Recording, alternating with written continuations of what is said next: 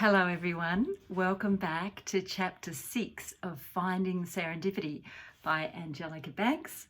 I'm one half of Angelica Banks, I'm the Heather Rose half. My fellow author is Danielle Wood and Angelica Banks is our pen name to make things easy. So I hope you're enjoying everything so far. As you know, in chapter 5 we left Tuesday having just discovered the Great Library, and the librarian had sent her to have breakfast, but she'd also given her a coin with a lion's head on one side and a mountain on the other. So let's go on with chapter 6. And by the way, if you like this, you can subscribe. That means you'll get postings when these go up. Chapter 6, Finding Serendipity. Through the doors the librarian had indicated, Tuesday found a room that could easily have been a restaurant in a fancy hotel in the city. The tables were all set with white tablecloths, white plates, glassware and silver cutlery. Some of the tables were occupied by writers, Tuesday assumed. Each of them sat alone. Some of them had a book propped open on the table while they ate, or a notebook that they were busily scribbling in. Several of them were simply staring out the window across the wide balcony beyond, with their spoon or fork halted in midair between their plate and their mouth. None of them took the least bit of notice of Tuesday or Baxter. Tuesday spied Blake Luckhurst at a table by the windows. As she approached, she saw that he was attacking an enormous pile of bacon. From the discarded plates piled on his table, she gathered this was not the first course of his meal. "Hey," said Blake as Tuesday approached. "Is it okay if I sit with you?" Tuesday asked. Blake replied with a grunt. "Oh." "How do we order?" Tuesday said, sitting down opposite him. There didn't seem to be any waiters. Tuesday waited for Blake to reply, but he only continued forking bacon into his mouth. Tuesday had to admit that the bacon did look and smell particularly good. "It's all very confusing," she said. "I came looking for my mother, but I still have no idea where to go. And now it seems I must have breakfast before I go anywhere." "Over there," Blake indicated, waving his arm in the direction of a long buffet at the back of the room. There were glass jugs of milk, 3 kinds of juice, and a row of silver domes. In front of each dome was a thick white card bearing words in elegant black writing. At the breakfast buffet of a fancy hotel, those cards might have announced veal sausages or baked beans or pancakes or scrambled eggs. But here they said such things as confidence food, "It's going to be a very long day," "I'll be home by lunchtime," "I eat like a sparrow," "I could eat a horse," and "I'm about to get myself into trouble." Then there was a basket at the end with a card that read, "Food for the road." Tuesday lifted the silver domes to discover all manner of food. Under the lid of "I'll be home by lunchtime," she found a ruby grapefruit and 2 slices of toast with marmalade. Under "I'm about to get myself into trouble," she found a plate of scrambled eggs, bacon, hash browns, tomatoes, sausages, and waffles. At the end, she stopped at the basket of food for the road. Inside were a variety of packets. These were filled rolls and sandwiches, dried fruit and nuts, chocolate bars, cookies and apples in shades of red and green. Tuesday glanced over at Blake, but he had his head down over his food and was paying no attention to her. She chose a roll filled with silverside and mustard, and then, thinking of Baxter, she took a second roll. She selected a large chocolate bar for herself and a packet of cheese and biscuits for Baxter. She stuck these in her backpack along with 2 bottles of water. Then she went back along the sideboard to confidence food and lifted the lid. Underneath, on a blue patterned plate, were 2 eggs poached on an English muffin with hollandaise sauce and bacon. It was exactly like Dennis McGillicuddy's Monday morning breakfast, so she took a plate. Hearing Baxter whine beside her, she lifted up the lid of "I'm about to get myself into trouble" and took a plate from there too.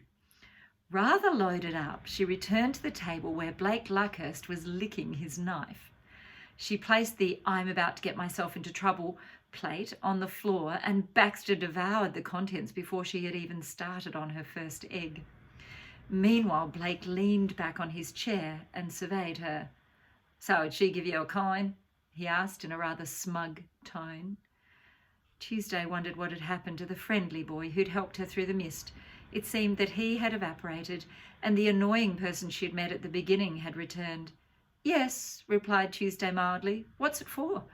"Was I ever this dumb? No, yesterday I don't think I ever was," Blake said, rolling his eyes.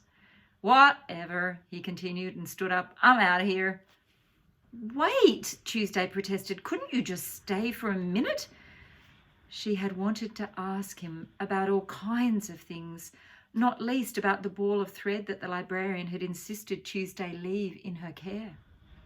"It's a big world out there," said Blake, pointing to the balcony where Tuesday noticed a row of mounted binoculars fixed to the railings at various intervals, like the ones at tourist attractions. "So you better get started getting your head around the fact that there's only one person here who can help you, and that's you. Sayonara, sister, or should I say, hasta la vista, baby." With that, he picked up his backpack and loped through the restaurant and out the door, leaving Tuesday alone with the greasy remains of his breakfast. "Fine," she muttered and patted Baxter's head. "I feel like Alice in Wonderland. I've imagined 6 impossible things before breakfast, and now I know what happens when you do. You get very hungry." Tuesday finished her eggs, then she neatly stacked her dishes along with Baxter's and returned them to an empty spot on the buffet. Feeling for the coin in her pocket, Tuesday examined it again. She thought of approaching one of the writers at the other tables, but it didn't seem polite to disturb people who were clearly so preoccupied with their own thoughts. Tuesday glanced again at the misty balcony. She wondered if the coin had anything to do with the tourist binoculars. Calling Baxter to follow her, she made her way out into the foggy surrounds. "What do you think, Doggo?" she asked Baxter. "Shall we get a closer look at this mist?" Tuesday selected a pair of binoculars and located the coin slot behind the eyepieces. She slid her coin into it and turned a handle so that the coin clattered down inside the machine's workings.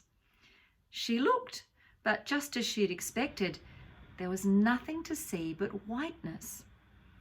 "I don't know what to do," Tuesday said to Baxter. "Ruff," said Baxter, as if he thought it was obvious what she should do. Well, Tuesday thought, perhaps it was obvious. Binoculars were a device for looking, and she was indeed looking for something, her mother. She peered again through the binoculars and was surprised to see the mist clear a little. She could see a wide sea and dark jagged cliffs and a ship sailing towards her out of a storm. But it was no ordinary ship. It was huge and rusted with green moth-eaten sails. It was the Silverfish, the most feared vessel on the sea, captained by the villainous Carston Mothwood. Tuesday looked closely at all those on board ship, but she could not spot her mother. Tuesday pulled back from the binoculars and blinked. Taking a deep breath, she looked through them once again. Everything was shifting and moving. The mist was clearing, and the sun was hovering at the edge of a deep pink dawn sky. She could see a forest, a tall, dark forest, and far beyond that was a glimpse of the sea. But it wasn't dark and wind-whipped as before. She realised that she knew that forest. She knew it almost as well as she knew the landscape of City Park. It was the peppermint forest, home to Vivian Small. Tuesday once again pulled back from the binoculars and opened her eyes in wonder. It was as if the wind had blown, although none had, and the deep mist around the library had dissolved. Beyond the balcony was the world she had seen through the binoculars, as if it had always been there. The sun was rising out of a deep pink dawn. Far away to her left was the peppermint forest, a dark green mass beyond rolling fields. Beyond that, and stretching all the way south, was the restless sea, a shimmering expanse of cornflower blue tinted with silver. Oh, Tuesday cried, look, Baxter, can you see that? I know just where we're going to find Mum's. Sorry, I just know we're going to find Mum somewhere out there.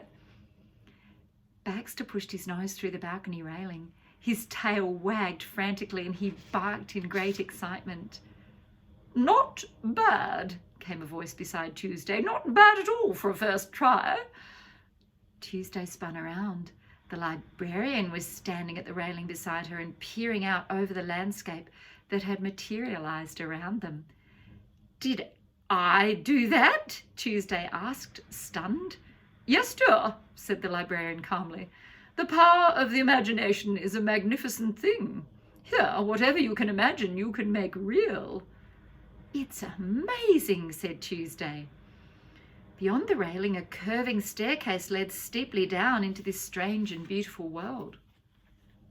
Tuesday could hardly wait to get going, but the librarian reached out a small hand and grasped Tuesday firmly by the wrist.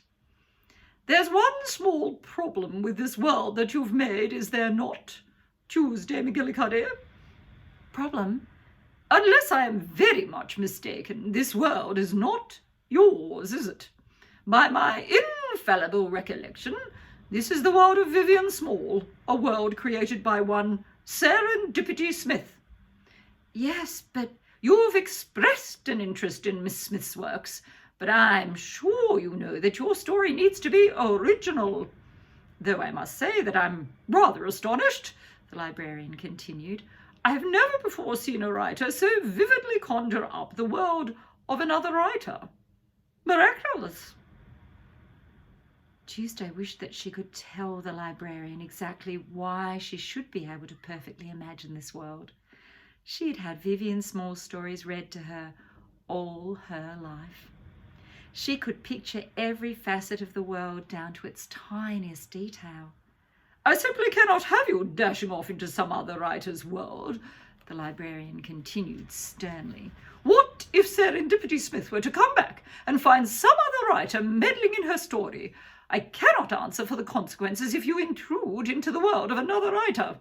And I don't imagine you'd like it if I allowed anyone to go stomping around in a world of your creation now, would you? But, said Tuesday, no buts, I will tolerate no buts. But, said Tuesday, almost bursting with a desire to explain to the librarian that she simply had to go into that world, and no other, because that was where she would find her mother. That she, Tuesday, had been present when her mother had created this world, that there had been times when her mother had asked Tuesday for ideas about how Vivian Small could possibly escape her latest predicament, and several of these ideas were in the Vivian Small stories. But how could Tuesday tell the librarian any of this without revealing the secret that she was the daughter of Serendipity Smith? Then, from across the balcony came the sound of thumping, followed by a torrent of curses uttered in a thick Texan accent. The man in the white cowboy hat that Tuesday had seen working at a desk in the library was standing at one of the other sets of binoculars, banging it with his fist in frustration. Madam Librarian, he called out, what in tarnation? It done swallowed my coin. Silver Knightley, would you kindly stop mistreating my binoculars? The librarian said sternly, but the man in the white hat took no notice. He retrieved a book from the pocket of his grubby white coat and used it to thwack the binoculars. That is a library book, the librarian screeched, setting off at a trot to rescue the book and the binoculars. Dang things plumb broke, the man continued. Shoot, Madam Librarian, it's about time you got these sorry antiquities replaced. Tuesday winked at Baxter.